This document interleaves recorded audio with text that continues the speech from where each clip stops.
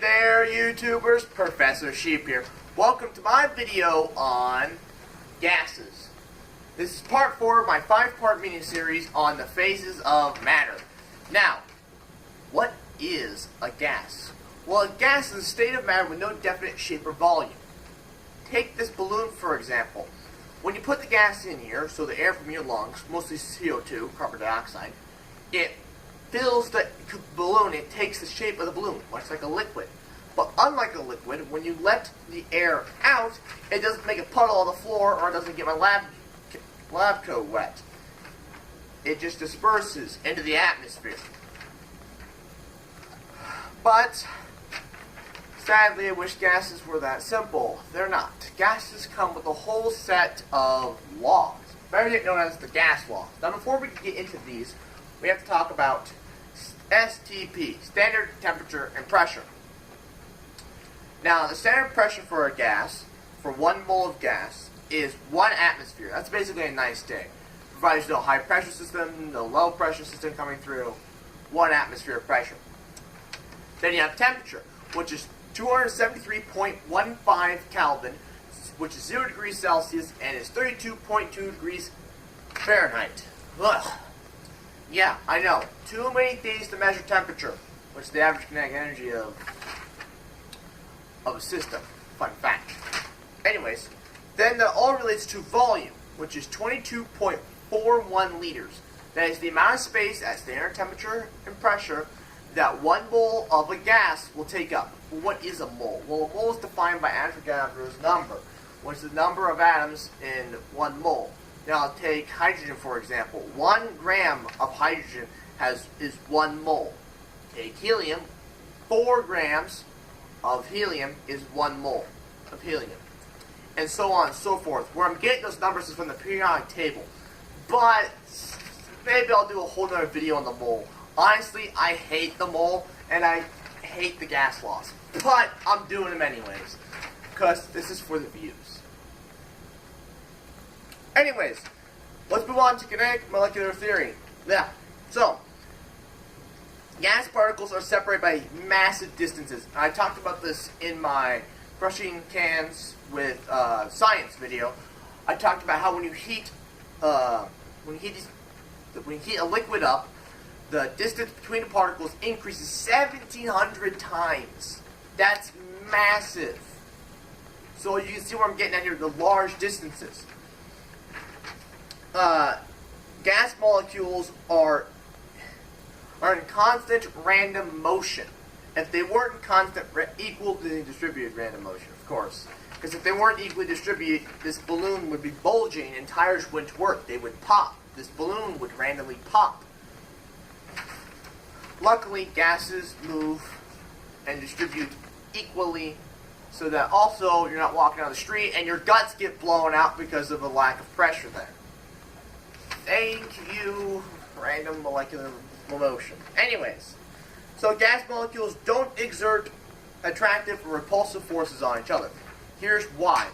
Well, at 1,700, at those spaces that are 1,700 times what they were in a liquid, the forces are too weak and they can't attract to each other. But when you reduce the energy in the system, reduce the temperature, or increase the pressure, you'll find out later in here. When you decrease the temperature, or increase the pressure, that forces those gas molecules to get closer. The repulsive and attractive forces can then pull those molecules together, and you can form a liquid. And if you pull them close enough, you can form covalent bonds, which will give you a solid. And if you keep going, you start doing things. You create a Bose-Einstein condensate. So yeah, basically a whole rundown. But plasmas are completely different, which is when you superheat a gas. And I can't talk about that here, but next video, trust me. I'm going to pick up my handy-dandy piece of paper here because I'm a klutz. And our last bit, before we get to the board, is average kinetic energy is proportional to the absolute temperature. Heavens knows what that means, but what it's really talking about is temperature, like I mentioned earlier, which is the average kinetic energy of the system.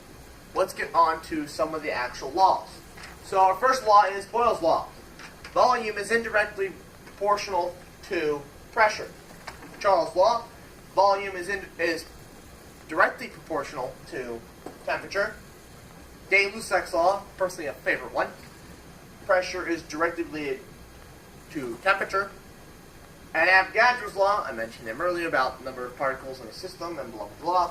Volume is directly proportional to the number of moles. So, you have Dalton's law way down here, probably can't see him. Dalton's law is total pressure. So, when you add a gas together, so let's say I have a gas at 1 atmosphere, another gas at another atmosphere, and to a nice solid container, I get 2 atmospheres of pressure. Pretty simple. Then we get over here to the combined gas law. Wow, my cameraman did an excellent job. But so the ideal gas law is pressure times volume over number of moles times the pressure is equal to a second gas. So pressure times the volume over number of moles times temperature. And then you get down to R, which is the proportionally constant gas constant, which you need to calculate the ideal gas law. Now, an ideal gas law is a gas that will never condense. That is impossible. There is another law that I was informed of that I didn't cover when I was in my chemistry class in high school. But that is the I'm going to call it the non-ideal gas law. Basically, it's what real gases behave by. But the ideal gas law, which is pressure times volume, is equal to the number of moles times the gas constant times the temperature in Kelvin. Always in Kelvin, never in Celsius. Always in Kelvin. So, there's the conversion. And then your gas, and then your R, which is your gas constant, works down to this number, 0.08206. And that's liters times atmosphere over Kelvin times moles.